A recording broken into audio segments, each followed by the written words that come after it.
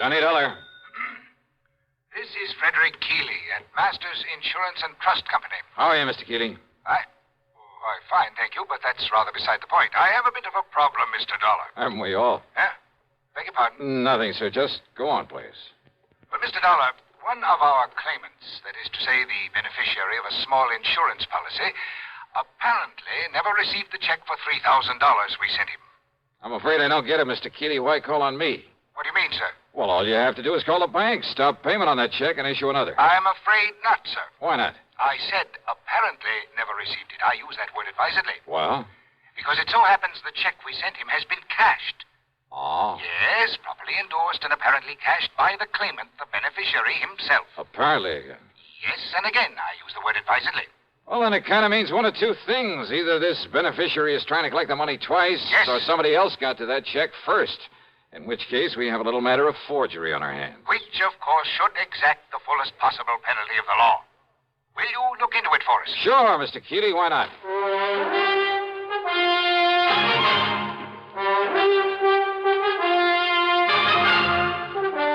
CBS Radio brings you Bob Bailey in the exciting adventures of the man with the action-packed expense account, America's fabulous freelance insurance investigator. Yours truly, Johnny Dollar.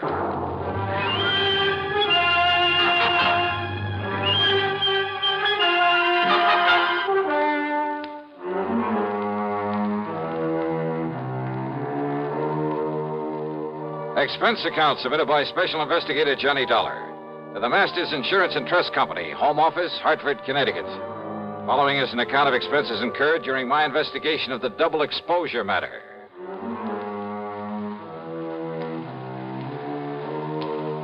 Expense account item 1, $1.20 for a cab to Keeley's office on the 10th floor of the Star Record Building. He's a man of about 60, I'd say, short, stout, and rather pompous in his manner. Or maybe self-important is more like it. No, I'm sure you realize as well as I do that a $3,000 claim is relatively small, relatively unimportant. I use that word advisedly. Well, that means I can't expect much of a commission.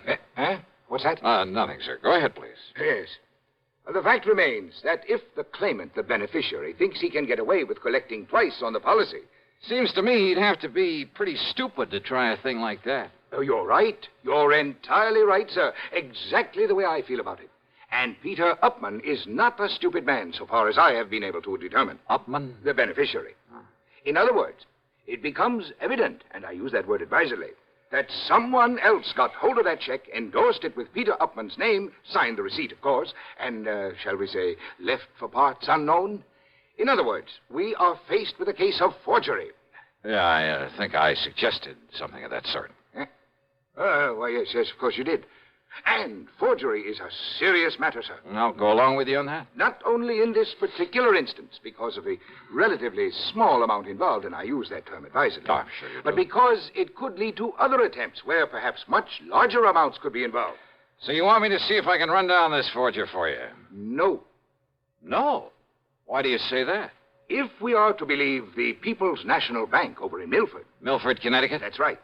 If we are to believe them, the personnel concerned, their actual photographic record of the transaction, there was no forgery. But I thought you just finished saying... What's that? Mr. Dollar, according to them, and I have no reason to doubt them in the least, Peter Upman himself appeared, endorsed that check, cashed it, and left with the money. However... Yeah? I have here a properly signed deposition to the effect that Upman not only never cashed that check, but that he never saw it. Oh, no, this doesn't make sense. We have no reason whatsoever to question the validity of this deposition. You're sure of that? I am certain of it. But you can't be. That is why I have called upon you. Somehow, Mr. Dollar, you must bring the criminal, whoever he is, to justice. Will you do it, sir? Well... Yeah, sure. Why not? And I use that term advisedly.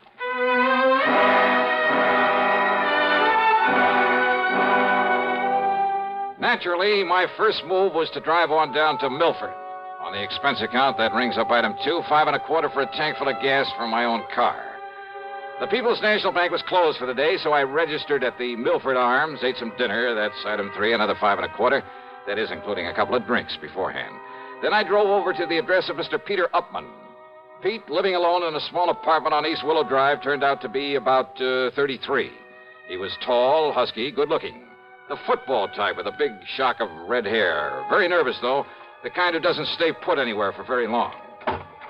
Yeah, sure. Come in, darling. Sit down, sit down. Okay. How about if I pour us a drink or something? How about it? No thanks, Upman. Upman? Sure you don't mean Mr. Upman? Now, don't be so formal. Just call me Pete. Sure you couldn't do with a little drink just to sort of celebrate. How about it, huh? Celebrate what? Celebrate what? You said the insurance company, didn't you? That's right. Then produce, man, produce. Just don't keep me hanging here. Only I'll sit down, too. Come on, man. Come on. Let's have it, huh? What are you talking about? The check. What else? Old Aunt Lizzie's insurance. Don't tell me you came all the way down here from Hartford without bringing me another check for all that lovely money, that $3,000. Now, don't tell me that. Oh, another check, huh? Why, sure. What else? Hey, now, look. What I mean is... Yeah, what do you mean, Pete? I mean another one to take the place of the one the company was supposed to send me, but I never got it. That's what I mean. They said they sent it to me, but, man, I never saw it. Oh, they sent it all right, and they got a receipt for it. That's what they say, man. That's what they've been saying to me ever since I put in that claim for it. Now, look. Maybe the Upmans are kind of funny about some things, but they aren't liars, see? And I'm telling you, I never got that check. Pete, that check... You don't believe me? You asked that lawyer, that Alfred R. Price. He took my statement and made me swear to it. And I don't swear to something unless it's true, see? That's all very Swear well, to something isn't true is a one-way trip to the jailhouse. And, man, that's not for me. I'm beginning to wonder... Sure, that's the fastest way to get yourself into trouble, but... Look, Dollar. You be careful what you say. Yeah? I'm a nervous man, darling. Sometimes I got a pretty quick temper, and if somebody's trying to pull a fast one on me, well, don't try it. I don't care who you are. Just don't try it, Dollar. Maybe it wouldn't be very healthy for you. See what I mean? Is that supposed to be a warning, Pete? Warning? No. No, man, I don't fool around. That's a threat.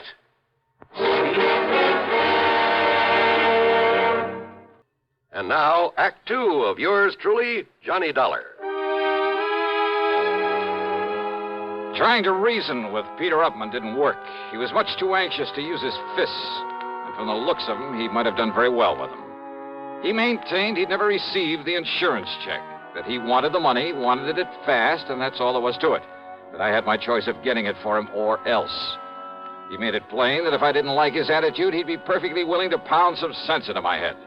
So why stick my neck out when I figured I could get all the information I needed from the lawyer, Mr. Alfred R. Price? And Price, living in a lonely home on the north side of town, was somewhat different from his hot-tempered young client. I'm afraid you'll just have to forgive Peter his somewhat belligerent attitude. He comes from a very wealthy family over in New Haven. I was their attorney for many years. They tried to spoil him, make him the same lazy, indolent sort that his sister and his two brothers are. One of those things, huh? But Peter would have none of it. He was determined to make something of himself entirely on his own. I see. As a result of his stubbornness, his defiance, and his father's unreasonable attitude, well, his father blandly told him he was cutting him off without a penny. Well, how do the other kids feel about him? Well, there's no love for him, believe me. But how's he made out? Very well, Mr. Dollar. He owns a little electronic shop. More important, he's the only member of the family who has any real knowledge of the value of money, simply because he's the only one who's gone to work for it. Which explains, I suppose, why he's so anxious to get his hands on the $3,000 insurance that his aunt left. Oh, he can use it, too. That is, if he hasn't already got it and is simply trying to bluff his way into another $3,000. No, don't you believe it, Mr. Dollar. Peter could no more think of such a thing. Well, you seem pretty sure of that. Well, I've known him since the day he was born, and have liked him in spite of his hot temper. And I'm absolutely certain he would never attempt anything out of line. Well, you're pretty convincing, Mr. Price. Well, after all, I'm a lawyer, Mr. Dollar. But the fact remains the company sent him a check. It was properly endorsed. The money was paid out. But not to him. Well, how can you be sure? Because he says it wasn't. And that's good enough for me. But in that case... Have you talked to the people at the bank, to the teller who made the payment? No, I haven't. Have you seen the photograph of the actual transaction as it took place? See, you're the second one to mention such a photograph. Very ingenious device there at that bank. I suggest the first thing in the morning you go down there, see it, talk with the president, Mr. Oliver, and then see what you think. So first thing in the morning, I was at the bank talking with Mr. Barton Winfield Oliver, the president. Yes, a very ingenious device, Mr. Dollar, when it works properly. Oh, what do you mean by that, Mr. Oliver? It's called a photo register, one of the very first models to be installed in a place of business. Actually, it was an experimental Well, model. just what is it? What does it do? Comparable devices, much improved, of course, are in use throughout the whole country now. What does it do, sir? It automatically takes a picture of everyone who steps up in front of the teller's cage. Oh, yeah, I think I've heard of such things. Of course. Yeah, aren't they used in a lot of supermarkets, places like that, to make a photographic record of people who cash checks in them? Yes. And as a result, the incidence of bad checks in those places, why, they're almost a thing of the past. All this means that you have a picture of the man who cashed that insurance check. Yes, I have. May I see it, please? Yes. Because if it is a picture of young Peter Upman, I don't care what his lawyer says. Here you are, Dollar. This is photographic proof it was he who... Huh? Yes. Oh, now, wait a minute. Well, that was an you early... mean to say this is the best that fancy machine of yours can do? It was an experimental model. Why, this could look like almost anybody. In the beginning, it was very good. Made very clear pictures. Well, it certainly doesn't anymore. But only the head cashier and I know that. Huh? The general public don't. They think it operates as well as ever.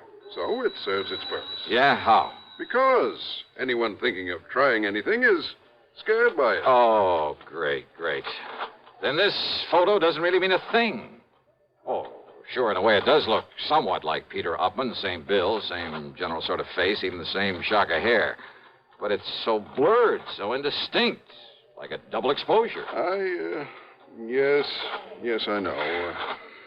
But when Mrs. Eberhardt says that it was Peter... Who's Mrs. Eberhardt? She's one of our oldest, most trusted employees. The teller who waited on him. Oh, let me talk to her, please. Certainly. Oh, Mrs. Eberhardt, will you close your cage for a moment and come here, please? Certainly, Mr. Oliver. That's the one? It is. She's been with the bank much longer than even I have. Almost from the beginning. She knows more about the people here in... Mr. Dollar, what does this mean?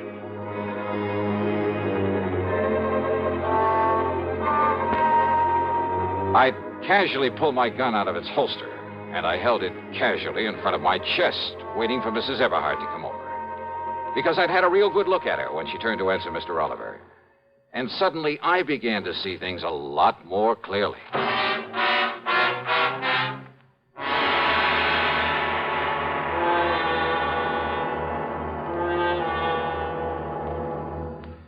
And now, Act 3 of yours truly, Johnny Dollar, and the double exposure matter.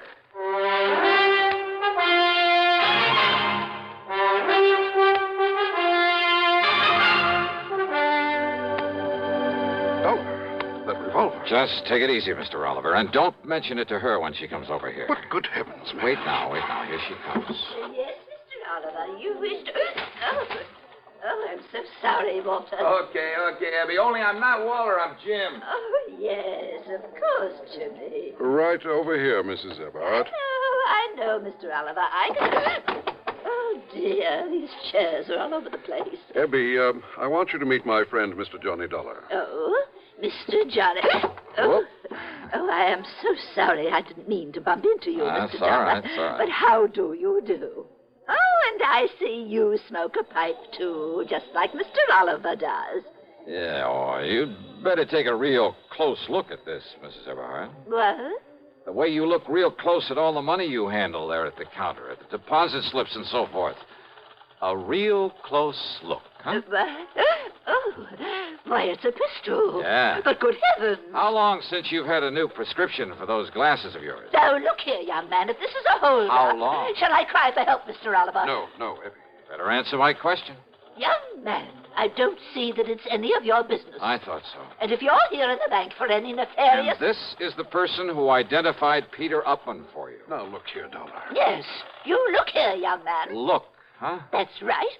Mr. Oliver, hasn't this bank of yours got a nice, generous pension plan for an old and faithful employee who is blind as a bat? I beg Item 4, 10 cents for a telephone call to the lawyer, Mr. Price. Item 5, $1.50 for a leisurely lunch at the hotel, after which I wandered around the town a bit, then drove on over to the lawyer's office. I tried to call you at the hotel, Mr. Dollar, but they told me you'd left. Yeah, no, I was out taking a little walk. Look here. Do you think these will be of any help to you? Who knows, but I certainly hope so. Now, this is Janet Upman. I believe she's about 31 now. Oh, quite a dish. Yes, she's quite a dish. I bet that mink set her back a lot of money. Now, this is Edward, Peter's older brother. Not very bright. Kind of bald, isn't he? But there is a family resemblance. And this is Peter. Oh, no, that's Paul. A couple of years younger than Peter. They dislike Peter, didn't you? Yes, I did. Because he had the guts to go out on his own, huh? Partially, perhaps. Because he didn't take a hunk of the family fortune? Well, that wouldn't make sense. Now, wait. You mean didn't I tell you of the hidden bequest? The what? Peter never knew about it, but the others always have. Known about what? Well, because of the way Peter had renounced his family, his father wanted to punish him. By cutting him off without a cent. So he said. But in a late codicil to his will... Oh, Peter will get some money, huh? Over $1 million, Mr. Dollar, in a few months, when he's 35. I see. Provided he keeps out of any serious trouble. The money the others were left. Millions, Mr. Dollar. I'll bet they've been going through it like a tornado. Yes, I'm afraid so. All right, then, Mr. Price. If I can bluff my way with this picture from the bank, and if you're any kind of an actor, well, let's get busy.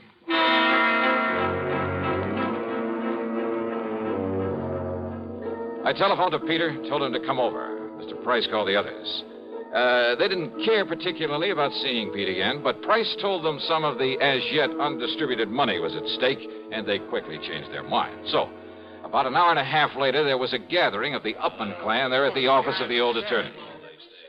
Look, Dollar, Mr. Price says you're okay and all that, but I still don't like your company's stall on the insurance payment. Just keep your shirt on, huh, Pete? And another thing, I didn't like your attitude when you came to see me. Now, look, you may be a little bigger than I am, but I've decided you'd be very foolish if you tried to take me on. Oh, yeah? It might even cost you $1 million. Well, all I care about is Aunt Lizzie's $3,000. Okay, just take it easy, huh? Take it easy. You say that to a Oh, redhead? then shut up. Okay, now, all of you, listen to me. Yes, Johnny? I'm sure you all know that Pete here inherited a few $1,000s from his Aunt Elizabeth, I guess it is. Yes, and we've heard about how he's tried to collect it twice over. Well, if you ask me, Johnny... Thank you, Janet, but I am not asking you. Well, if you ask me, Pete ought to be locked up for trying such a silly, childish thing. Yeah? Paul, with all the time in the world on your hands, it was real easy for you to pick up that insurance check over where Pete lives while he was at work, wasn't it? What's that? What? And forging a signature, well, after all, you're his own brother. Just a minute, And please. there at the bank, why, dear old half-blind Mrs. Eberhardt couldn't tell which was which. Now, look here, Dollar. But a little machine put the finger on you, Paul. Absurd. Yeah, a little device at the bank that photographs everybody who goes up to a teller's cage. Dollar, you mean that... Oh, now, Johnny, you've been taken in. Have I? That old thing is just a bluff. It hasn't worked right in years. Oh, what makes you think that? I know. Because the cashier is a boyfriend of mine. Oh, that bank had better check its books. What? He didn't tell you it's been fixed recently? Fixed? No, he didn't. I mean, Paul. Now, wait a minute. Like to see the picture it took of you, Paul, collecting that money? Here, Mr. Price, see what you think. Why, yes, Mr. Dollar. It's about as clear as it can possibly... Okay, Paul, you dirty... No, stop him. Somebody Stop me, and not you, Paul, or anybody else. Good heavens, Mr. Dollar. Peter will kill him. Oh, I doubt it, Mr. Price. Can you think of a better way for justice to be done?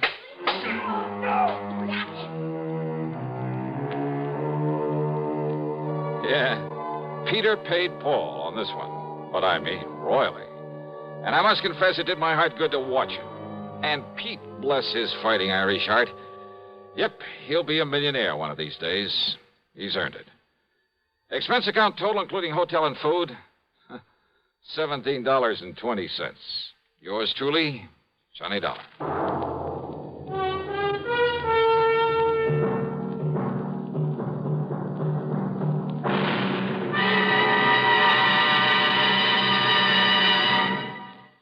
Our star will return in just a moment.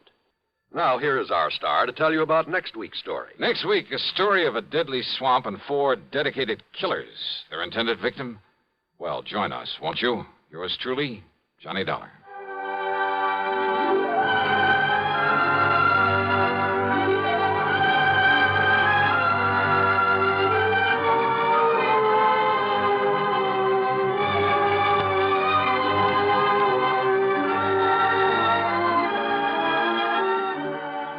yours truly, Johnny Dollar, starring Bob Bailey, originates in Hollywood and is written, produced, and directed by Jack Johnstone. Heard in our cast were Marvin Miller, Peter Leeds, Jack Moyles, Ralph Moody, Bartlett Robinson, Eleanor Audley, and Sandra Gould.